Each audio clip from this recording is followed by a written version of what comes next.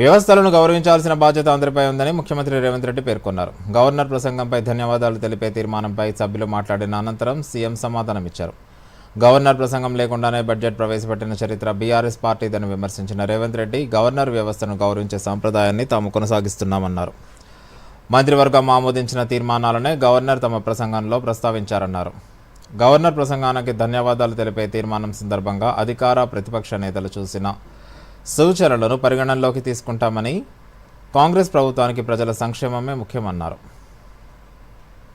రాష్ట్ర ప్రభుత్వాలు ముఖ్యమంత్రి గారి అధ్యక్షతన మంత్రివర్గం ఆమోదించిన అంశాలను మాత్రమే గవర్నర్ గారు ఈ సభలను ఉద్దేశించి ప్రసంగిస్తారు. అధ్యక్ష, తెలంగాణ ప్రజలకు మేము ఇచ్చిన మాట ప్రకారం ఆ ఎలక్షన్ మేనిఫెస్టోనే ప్రాతిపదికగా దాన్నే ఒక బైబిల్గా, ఖురాన్గా, భగవద్గీతగా భావించి చిత్తశుద్ధితోనే అందులో ఉన్న అంశాలనే మా ప్రభుత్వం ఈ 15 నెలలుగా అమలు చేసుకుంటూ అమలు చేసిన అంశాలనే మంత్రివర్గంలో ఆమోదించి మంత్రివర్గంలో ఆమోదించిన అంశాలనే గవర్నర్ గారి ప్రసంగం ద్వారా ఉభయ సభలను ఉద్దేశించి 4 కోట్ల తెలంగాణ ప్రజలకు వివరించడం జరిగింది.